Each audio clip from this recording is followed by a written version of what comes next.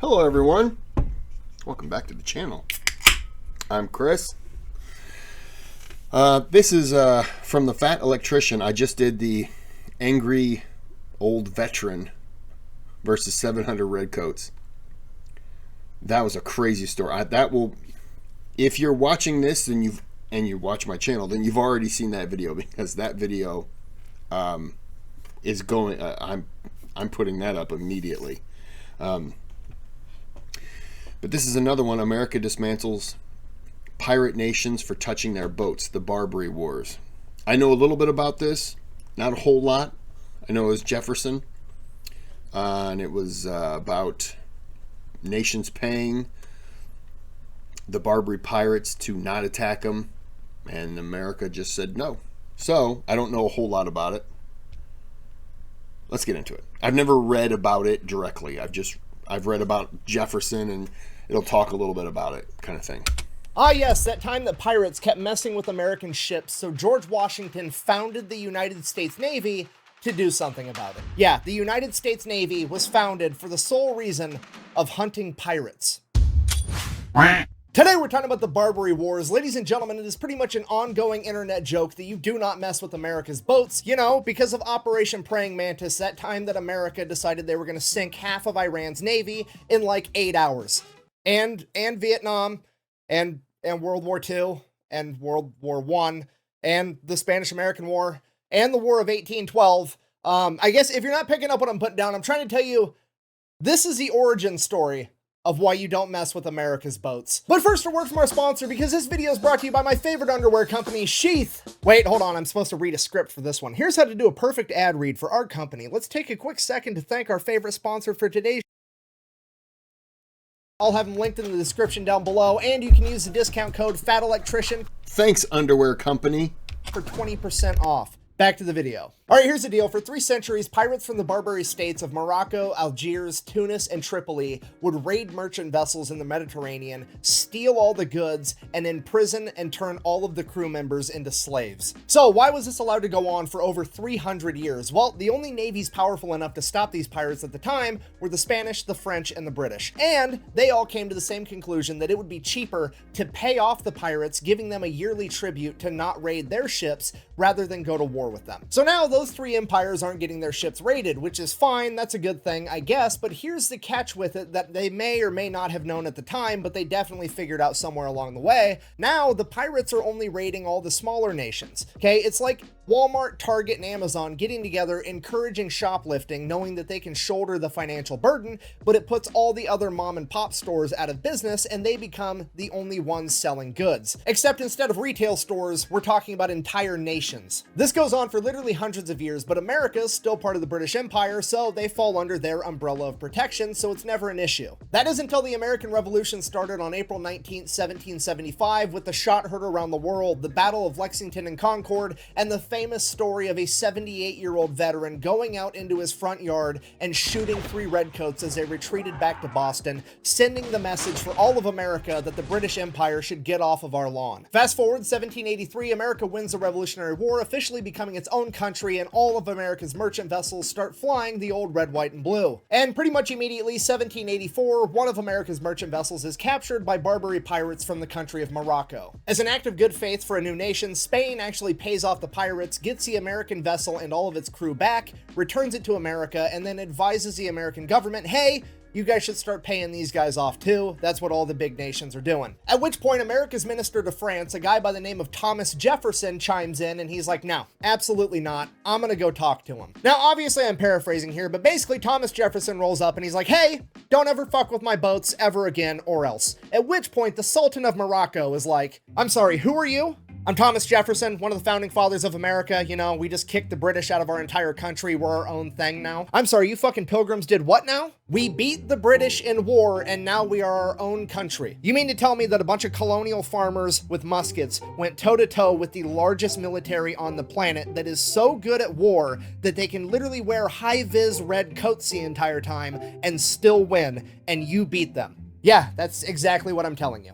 I mean, yeah, I could probably just leave your boats alone from now on. That historically seems like it's going to be a really good idea. And that is the story of how Morocco came to be the first country to recognize America as its own sovereign nation by signing the Moroccan-American Treaty of Peace and Friendship, which is the first and longest lasting peace treaty in American history. At which point Thomas Jefferson is like, wow, that actually worked out perfect. I'm going to go to the other 3 Barbary states and tell them the same thing now. But of course, there's going to be a catch with that. You see, there's 4 Barbary states, but Morocco's the only one that's actually truly independent, and the other 3 are just subservient branches of the Ottoman Empire. So Thomas Jefferson and John Adams go to talk to the ambassador of Tripoli, and they're like, hey, can all the Ottoman Barbary states leave our boats alone? At which point the ambassador informs them, absolutely not. You see, we're part of the Ottoman Empire. We don't need to listen to you. We're not scared of you guys. And it is our official stance that, and I quote, it was written in the Quran that all nations which had not acknowledged the prophet were sinners, who it was the right and duty of the faithful to plunder and enslave. You know, unless they give us money, of course. Everything's got a price, apparently. So Thomas Jefferson is like, well, okay, we're going to war then. And that's when John Adams is like, whoa, whoa, whoa, calm down. Let's just pay the tribute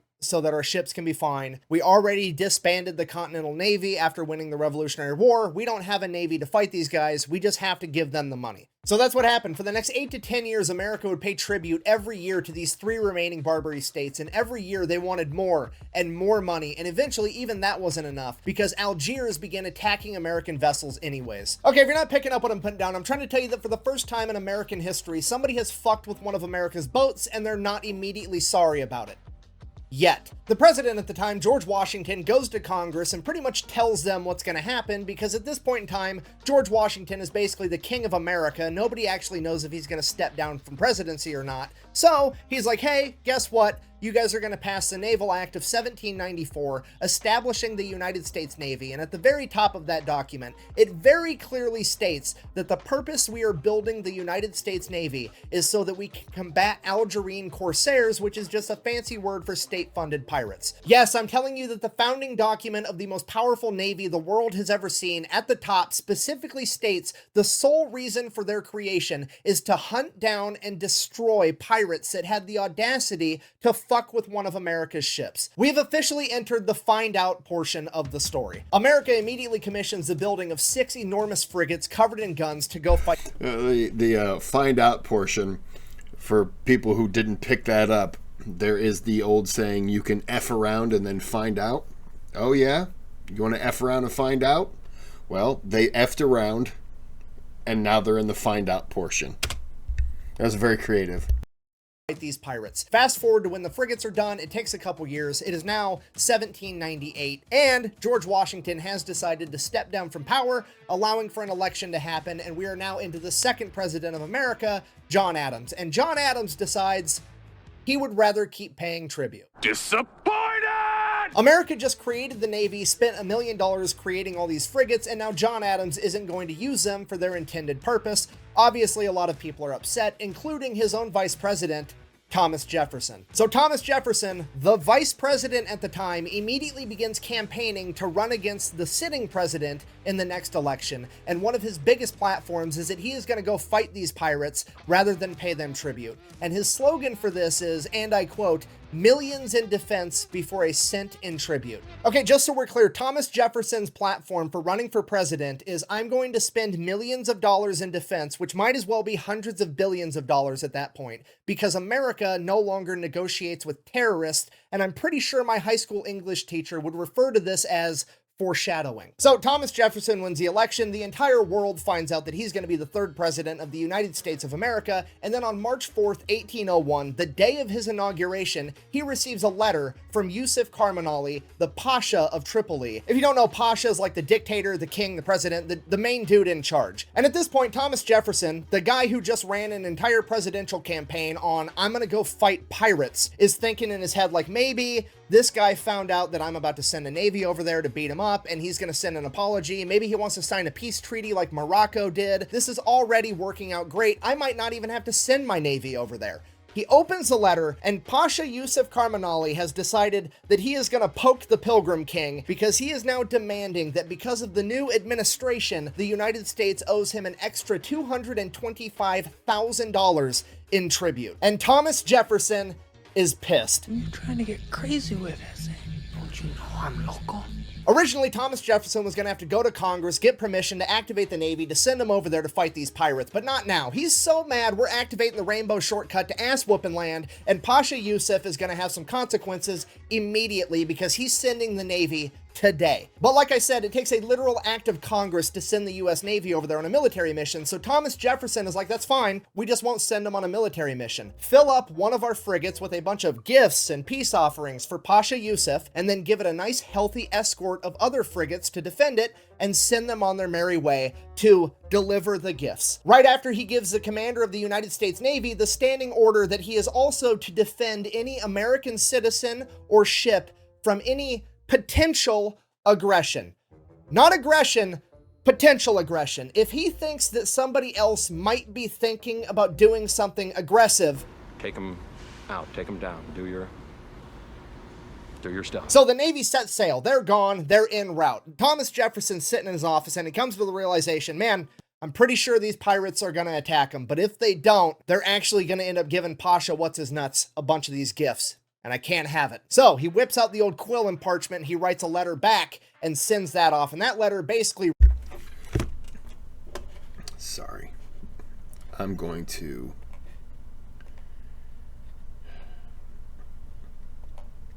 I just want to reaffirm the speed so it doesn't glitch up on me. Okay, sorry.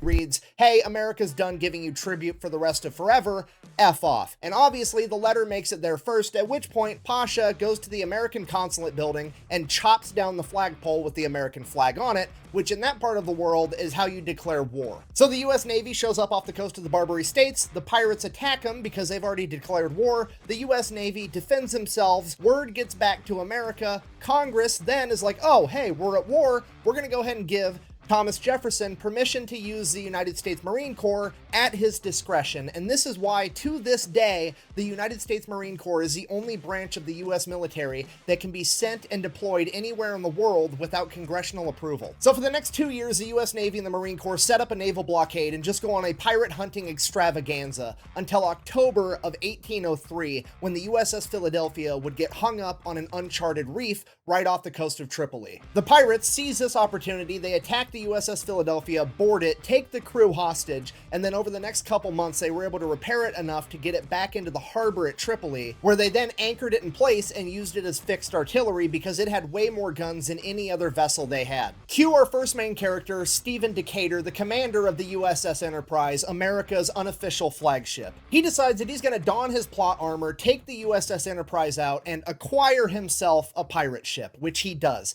He then takes that pirate ship and the USS Enterprise and sails both of them to Sicily, where he hires 5 Sicilian mercenaries that know how to speak Arabic. They then sail back to Tripoli, where Decatur and 80 Marines are going to go below deck of this pirate ship, which has now been christened the USS Intrepid, as the 5 mercenaries are going to sail directly into the heart of the harbor, pretending to be Barbary pirates. They then go directly to the USS Philadelphia, 80 Marines and Stephen Decatur run out, kill the entire crew of pirates that are on the USS Philadelphia, and reclaim it. Unfortunately, the USS Philadelphia is too damaged to actually be used as a ship ever again, at which point Stephen Decatur decides, fine, we're just gonna burn the entire thing to the ground because if we can't have it, nobody can. Deprive the enemy of nice things. I'm pretty sure Sun Tzu said that. So that's exactly what they do. They light the USS Philadelphia on fire, they're positive it can't be put out, and then they bounce. Not a single American is injured, and Stephen Decatur is hailed a hero because he has now led what is, in my opinion, America's first special operations mission. So now that that's taken care of, the problem at hand is that the crew of the USS Philadelphia is still being held hostage by the Barbary pirates, and they want a ton of money in exchange for them back. However, America no longer negotiates with terrorists, and that's not an option. Cue our next 2 main characters, William Eaton and Presley O'Bannon. And before you ask, yes, Presley O'Bannon, as in the USS O'Bannon, the Fletcher-class destroyer from World War II that sank a Japanese submarine with potatoes. So they go in and they pitch their idea of how they're going to... I'm sorry, what?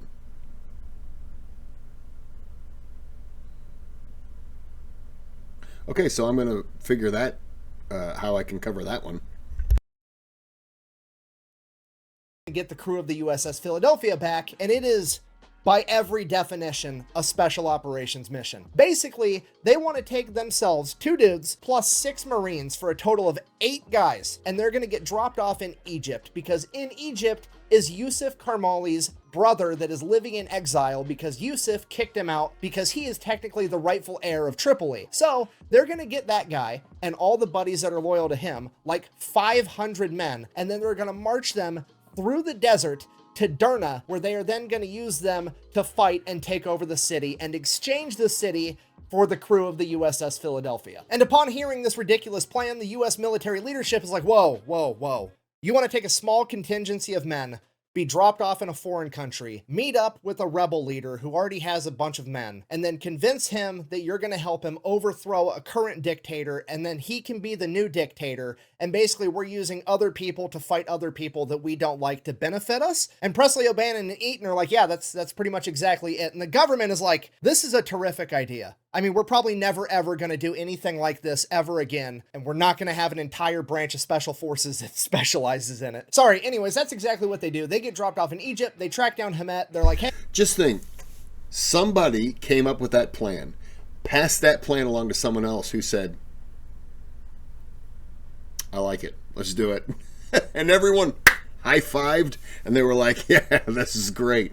Hey, do you think that anyone's going to think this is a ridiculous plan? No, everyone's going to think this is a great plan. Why didn't they come up with this plan? Oh, okay.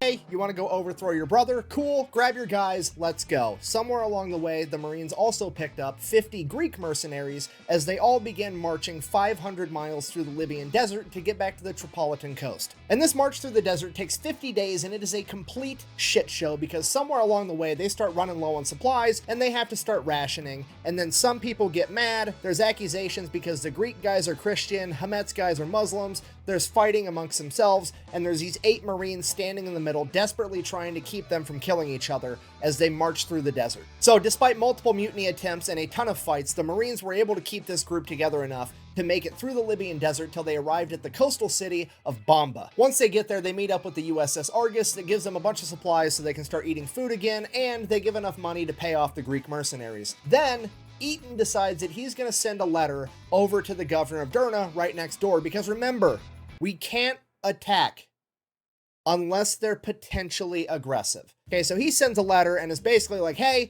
I'm gonna march my army through the middle of your town to go kill your boss on my way to Tripoli. Can I have some safe passage and maybe some food? The governor of Derna sends a letter back that says, my head or yours, which sounds potentially aggressive enough. So they begin making the plan for the ground attack. Hamet and his men are going to take the governor's palace, and the Marines and the Greek mercenaries are going to take out the harbor fortress. But to do that, they're going to need a cannon from the USS Argus, so they're going to meet up with it, go get this cannon, and prepare for their attack. Cut back to Stephen Decatur. While all this has been happening, there's still been a naval battle in the Mediterranean the entire time, and Stephen Decatur is on an absolute rampage, because after he captured his first pirate ship, he would receive word that his brother, James Decatur, had been mortally wounded by one of the pirate ship's captains, who was pretending to surrender before shooting his younger brother. Upon hearing this, Decatur immediately gives command of the new captured vessel to one of his men, leaves a couple guys with him, and takes off to track down this pirate ship that just killed his brother. So they chase down this pirate ship, they pull up right next to it, and before the crew has time to do any boarding procedures, you know, like break out the planks, tie some ropes to the other ship, all that stuff you see in the movies,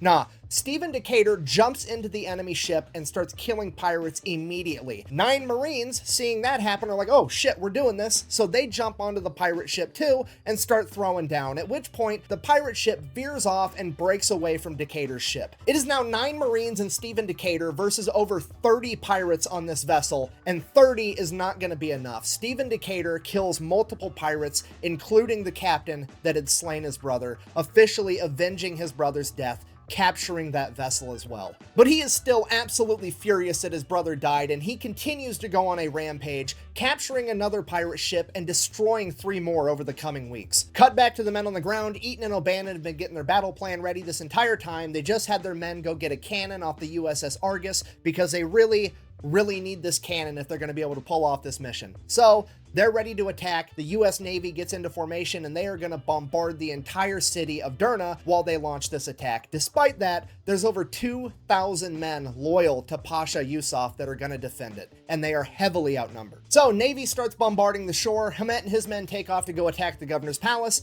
and Eaton, O'Bannon, the Marines, and the Greek mercenaries begin launching their attack on the harbor fortress. They open up with the initial cannon fire, which is going to be vital to be able to break through the enemy lines and establish their foothold. They fire the cannon. As they go to reload and fire it again, they realize that they had accidentally forgot to take the ramrod out of the cannon and shot that at the enemy too. Now the cannon's completely out, and they're kind of like, oh shit, what do we do? What do we do? And Presley O'Bannon just charges into battle as the other Marines follow behind him and the Greek mercenaries behind them. They attack so quickly and so violently that they're able to overrun the entire enemy fortress before anybody really knows what's going on. And Presley O'Bannon becomes the first American ever to raise the Star-Spangled Banner over a foreign battlefield. This battle, the taking of the Tripolitan coastal city of Derna, is enshrined in Marine Corps history in the Marine Corps hymn with the line "From the halls of Montezuma to the shores of Tripoli." And it is also where the Marine Corps would get their first nickname ever, because the 7 Marines present for this battle fought so hard and so violently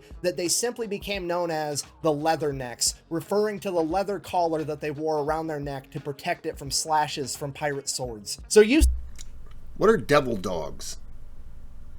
The devil dogs. I don't know, maybe that's nothing. Yusuf's men end up getting beaten back and are forced to retreat to Tripoli, at which point the Marines, the Greeks, and Hamet and his men all consolidate, figure out what happened. Hamet and his men were able to take over the governor's palace, and after the taking of the city of Derna, Hamet awards his very own sword to Presley O'Bannon as a gift for how valiantly he fought in battle. And this is the Mameluke sword, the same sword that is on the Marine Corps uniform today. So now Yusuf consolidates his military, sends an enormous army back to Derna to try to take it back over, and they're kind of just sitting on the outskirts of the city, waiting for the right moment to attack. Eaton and O'Bannon are writing correspondence to the US military in the chain of command like, hey, we took this entire city with like 8 Marines, give us some reinforcements, we're gonna go take Tripoli next, and then we'll just overthrow this entire country. This goes on for over a month, and they defend the city multiple times from attacks from Yusuf's men, and eventually Eaton receives a letter informing him that he is to stand down and just leave, because American diplomat Tobias Locke has struck up a deal with Yusuf Karmanali. And apparently he struck up this deal with absolutely nobody's permission, because the deal is America is going to pay Yusuf Karmanali, the pirate king, $60,000, and in exchange, we are going to receive the USS Philadelphia back, as well as a peace treaty that they are going to leave American ships alone from now on. So yeah, everybody's pretty pissed off about it, from Thomas Jefferson, Presley O'Bannon, William Eaton, Stephen Decatur. They're all furious that we are now giving $60,000 to this pirate king, as opposed to overthrowing his entire city of Tripoli, or at a minimum using the fact that they're holding Derna and use that as leverage to exchange. But whatever, the war's over, I guess.